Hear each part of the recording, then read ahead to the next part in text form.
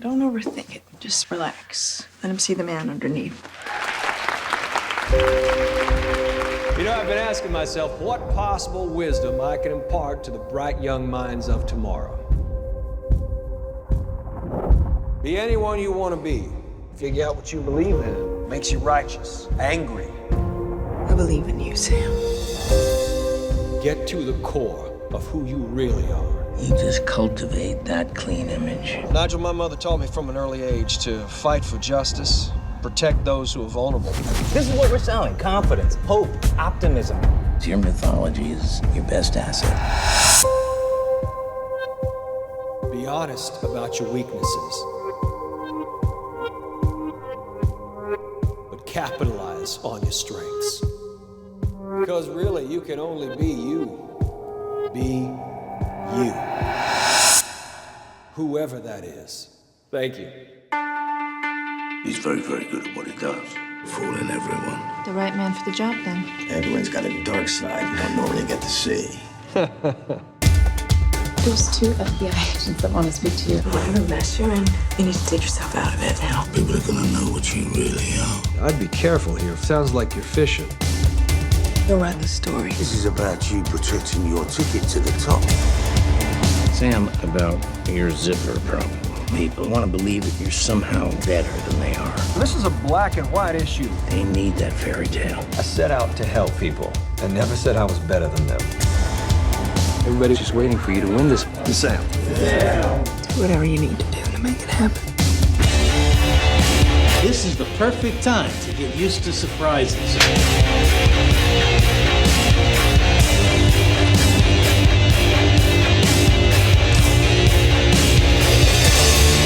What did you do? Remember all the goals we set for ourselves. Let's not throw that away. People still need heroes. Let's give him one.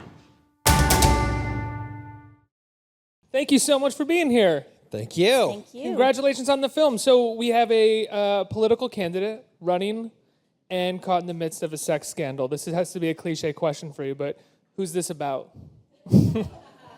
About all of them and about specifically this guy. I think both Patrick and I wanted to approach it from a place of empathy and not judgment, so it's very much like trying to make Sam Ellis a real person. Yeah, and I mean, there's plenty to choose from. Specifically with Southern accents. Well, you know, that was a change that came really just based on location, because it was set, where was it, D.C. or Connecticut at some point? Yeah, originally New York and Connecticut. Right. And so once we put it in the South, then you felt like you really needed to go with that. And then so, of course, as soon as you do a Southern accent, then everybody's thinking it's specifically a Southern politician, which it's not. I mean, I think what we wanted to achieve by the film was that it's a very specific story just to him. You know, so if you see these little steps that lead him down this horrible path, but when you start from just a very small, just he crosses the line just a little. That way, at least, whether you like him or don't like him doesn't even matter. But I think there's a lot of humanity in the film, so where you can at least care about him or care about his struggle. There's always that fear, once you open that door, you're never going to be able to shut it, which is essentially what happens to this character, right? I think it's every man in a marriage's fear. It's like, I will never cheat because I'm just not going to open that door. Because once I lie, I don't know if I'll ever stop lying. Well, we see with this character, that's really what happens to him, right? Yeah, it's just how easy it is to just fall into, once the crack in the sidewalk opens, how easy it is to fall down it. And that was sort of the, wanting to look at the very beginning origin story of where could this have all started, and approaching it from a place of, I try to imagine myself in every character that I write, no matter how far off, and the more far off it is from where I am to start with, the more interesting it is to get into the psychology of what was he doing when it first started. And so that was sort of the idea with Sam of, looking at it. He has this history of alcoholism in his family, but he's always been repressing it, always being a good boy, and he has this little porn compulsion and little seeds for him to go that way, but then we see him unravel. Patrick, what interested you in playing this character, playing a kind of, He's not as much of an alpha male as we expect from people running for office, but he is a sort of dominant figure. He's a power player, and part of this thing behind the eyes seems to be a part of that as well. What captivated you about that?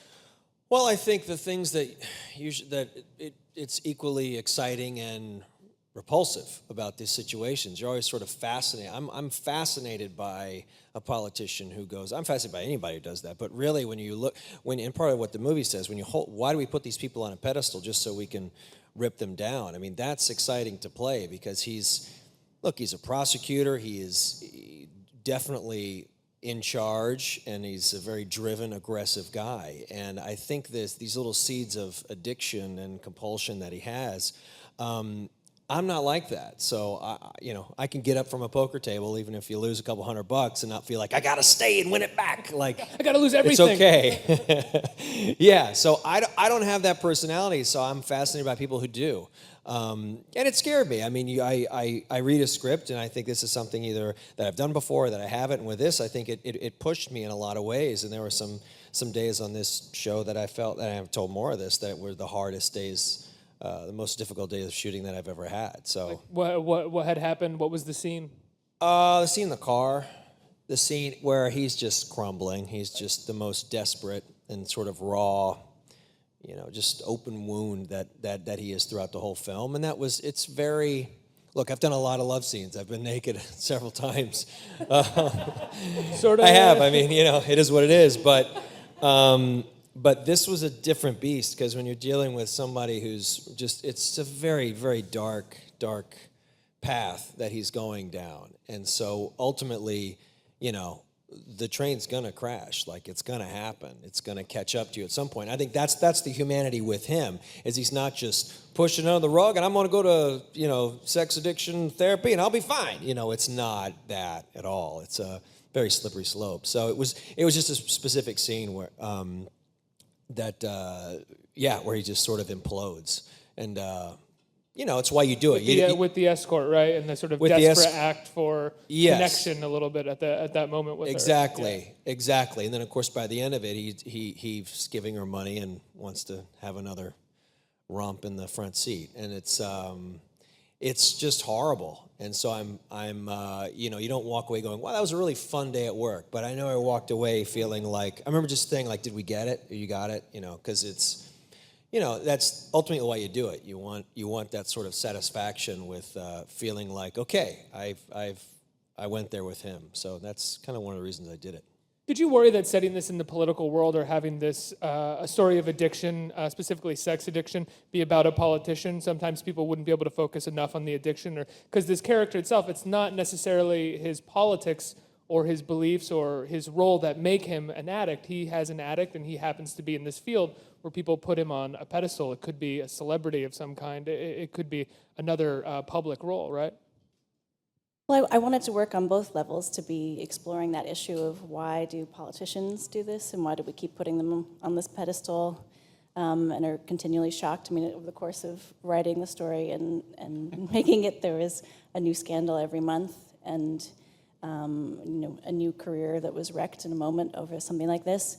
And post-Clinton, everyone is warned that what the stakes are and why do they still do it. But very much also wanted to work on the science of addiction as well. And I've had recovering alcoholics and addicts watch the movie and relate to it on those terms as well. So, wanting to look at the early stages. But in terms of us talking about it,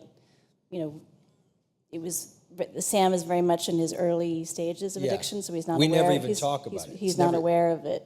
We never even mention sex addiction, any of it. It's never mentioned in the film. I think it's too early. It's too, and I think a lot of times, how many times do we hear, he's in therapy or rehab or I don't mean to make light of it, but for sex addiction, without already having found out, oh, by the way, last week he was caught by his wife. I mean, it's usually, sadly, I think a lot of times that kind of thing comes out of, I was caught, I've been shamed, how do I build it back up? And I'm not taking anything away from it. I'm kind of clueless when it comes to that kind of rehab, but we were very careful in not saying, he's a sex addict, and you know what I mean? Yeah, absolutely. And I think that's kind of, He's never labeled, nor is he sent Yeah. back to therapy or not back to, but sent to therapy or Right. rehab at all. It's definitely something. And what it seems like you're saying is it's kind of that it could come out later, but it'll be kept in the family for a very long time until someone finally says, I can't keep this secret anymore. We're gonna go public with this. Well, it's like I'm sure there are tons and tons of men and women that have lots and lots of affairs. Now, some people may think they're a sex addict. Some people may just think they're a horrible person who has no moral standards. So, that's the fun thing of why you do movies, to at least raise some questions, and different people are going to have different reactions. That's cool. If you can do that, you've made a good movie. You said it. You've done a lot of love scenes. You've done a lot of sex scenes. When you get a script like this, do you think to yourself, do you get nervous about sex scenes still? Back on the horse. Yeah, that's it. Is there a part of you that feels that way a little bit? Yeah, I don't like it. I don't. I don't know anybody who really does. I think people that say, "Oh, come on, it's gonna be so much fun." They obviously never have done it. It's a very strange. It's very weird. I mean, I would say that anytime the most graphic ones that I've done in films have all been really paramount to telling the story. I mean, in this, which I thought was wonderful coming from Mora, coming from a woman writing this stuff and a woman shooting it, it probably takes maybe a different tone. And I think that's because, look, when you're shooting it, it's madness. That day in the hotel is very strange. I mean, you're getting, how many women were there? A lot. We didn't even get to all of them.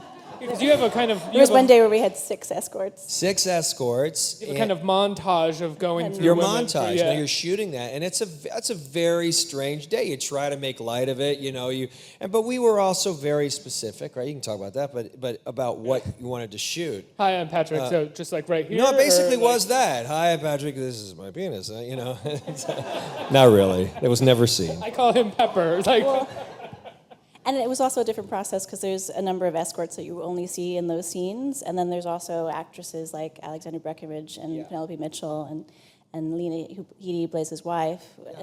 Yeah. Those sex scenes are also handled in a different way because they're also part of a much bigger emotional scene. So they present their own challenges, and I would say that I hadn't done anything like that before, and it was amazing to have Patrick as a partner through it because he's such a gentleman, and it is all about choreography and having a sense of humor and making sure everyone's comfortable. And I want my sets to always feel like kind of intimate and safe. And did you create like a closed set environment for some of these things? How does that work with the crew? Does the crew get tense as well? Is everybody kind of sort of working through it? No, everybody kind of knows the drill. I mean, you get to know your cameraman pretty well. Remy knows me quite well. I mean, what do we have in there? An operator and boom guy, and yeah. I love some of Richard Dreyfuss is just so awesome. Was that something, were you excited to do a scene with Richard Dreyfuss? I mean, forget it. It's unbelievable. Because he doesn't do that much these days. He's not like doing 5-6 movies a year or anything. Right. It must be a treat to know that you're going to be doing a scene with him. I mean, absolute treat. I mean, when you said you got him, that was, for me, I think like most people sort of our generation, when you talk about Jaws and Close Encounters, those movies that just blew me away. And what's funny is the first day that he was there, he had a ton of dialogue. And I actually wondered how that was going to cut together because he did different stuff on every take. All brilliant, but was that a huge issue at all? I always wondered that. No, it was great. And my husband, who co-wrote the script with me, also edited it, Joel Vertel. And I mean, Richard he's such a great storyteller, and he knows so much about history and politics, and has great opinions about, the issues of the movie, about people with zipper problems as well. And it was so much fun. I mean, from the moment he started. He just lights it up. That laugh is just legendary. It's great. And when we were all at Sundance together, too, it was the first time Richard had ever been to Sundance, and the way the movie works, it's so much inside Patrick's skin that a number of the scenes are only with one other actor. So Sundance was the first time everyone got to actually meet each other, and it was like a big class reunion. And then everyone was like listening to Richard's stories, which are amazing. And so he was doing different stuff in every take. Like, is he improvising? Because he has some amazing lines. I imagine Zipper was in the script initially. Yes. Yeah.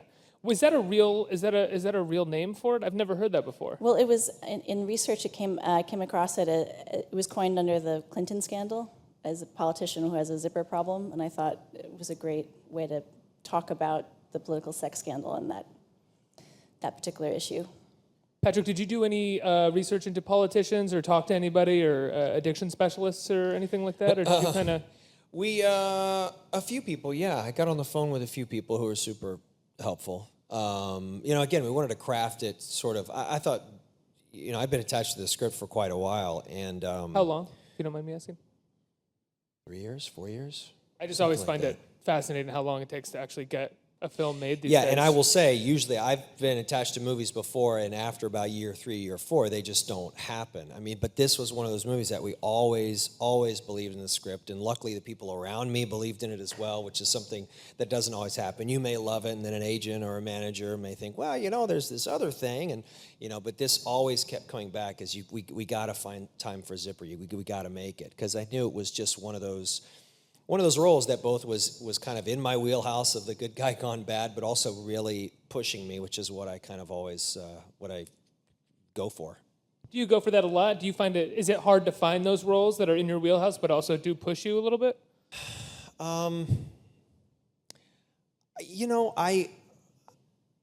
I think at this point, I've got enough sort of, it's so hard to talk about yourself in third person. I've got enough sort of out there that usually, you'll get sort of different, you'll do a couple horror movies, then you'll keep getting offers for horror movies. It's like, no, I'm not going to do that. I've done a couple and they've worked. So it usually takes somebody that either sees a skill set that you have or maybe that hasn't been used a lot yet,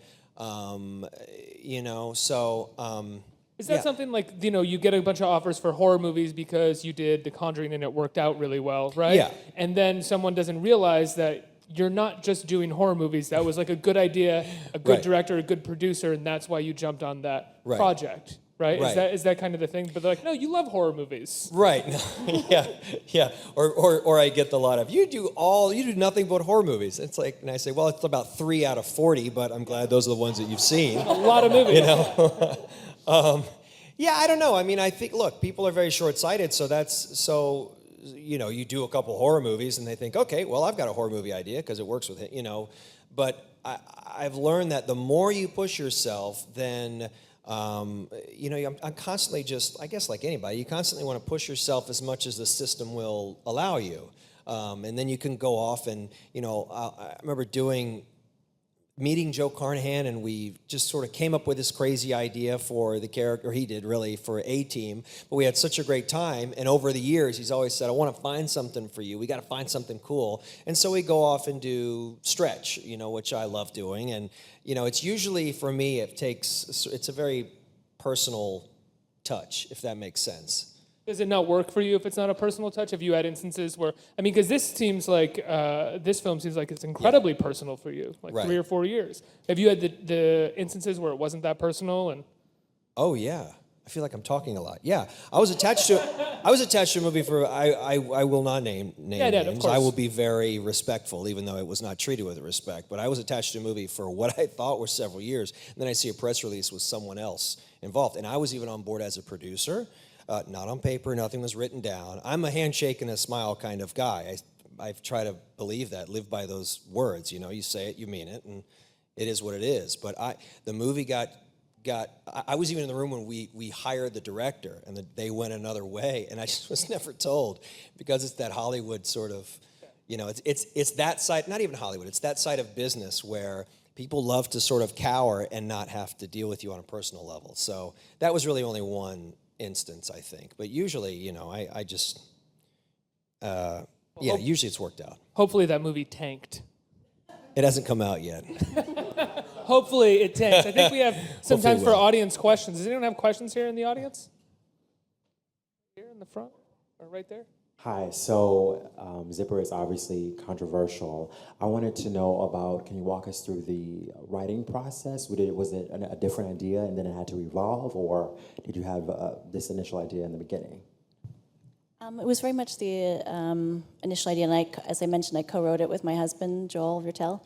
And it started from wanting to look at the political sex scandal, but from a place of curiosity and empathy of where could somebody have gone that far down the path, and it evolved over time.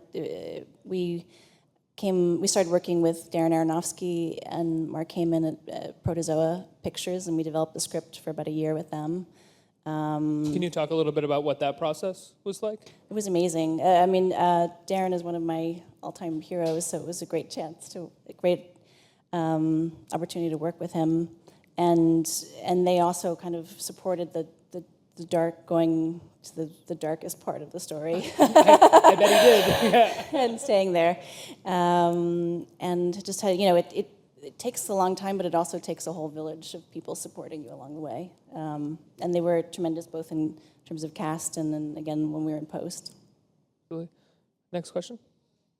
Hi there. This question is for Patrick. I noticed that some of your family, brother and father specifically, are the news anchorman side of the camera world. Was that ever a potential route for you, or is that something that you ever got in? Or No, my dad just retired after 50 years of being an anchor. He retired in Tampa. My brother took his place, so I think there are enough Wilsons to to be on the news. Yeah. Where were they anchors, if you don't mind? In Tampa.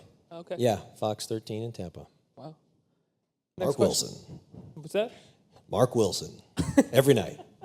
Did you do an impression of him growing up? Could you do his... Of my dad? Yeah. No, my dad's like the best guy in the world. I feel like if I did any impression, it would not do it justice. Even as an anchor? I feel like everybody does well, impressions.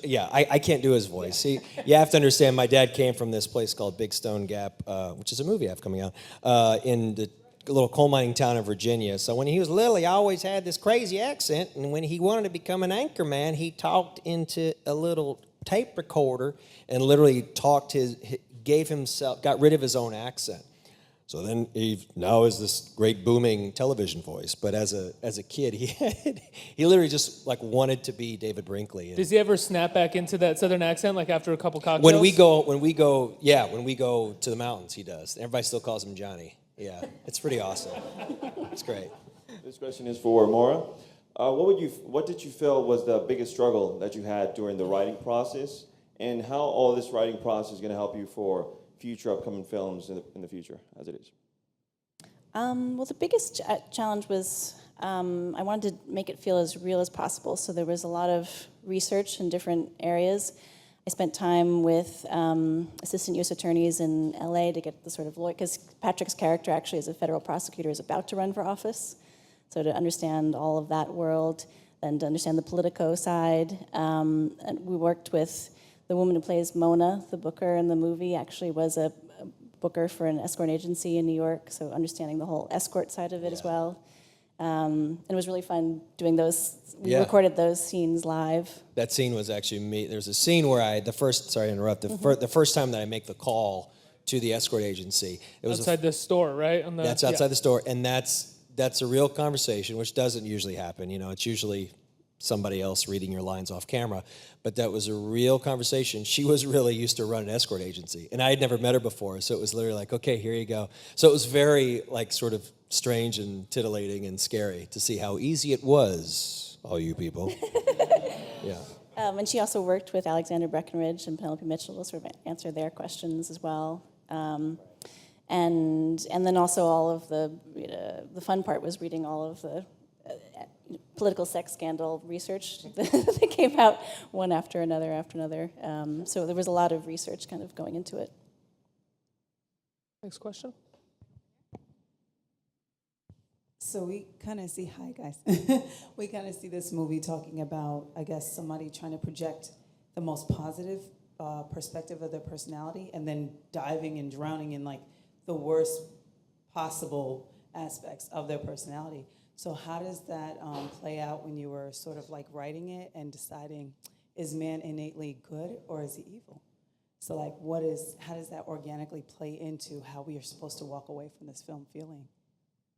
Well, I very much wanted everyone, the ideal situation would be people go see the movie in the audience and then they have a very different emotional reaction to the end or how, why it is that he's doing this, and then they go and go out to a bar and talk about it with their friends. And, one of the things that got me going about this story was about how men and women were viewing these scandals differently. So I became fascinated by that. And I think in feedback from audiences, from women who've seen the movie, that they tend to view it more as a mystery. Like men watch it as a general thing, but they watch it as Sam, whereas women are like, I know somebody like that, and they want to kind of so they're picking up on all the clues within the mystery.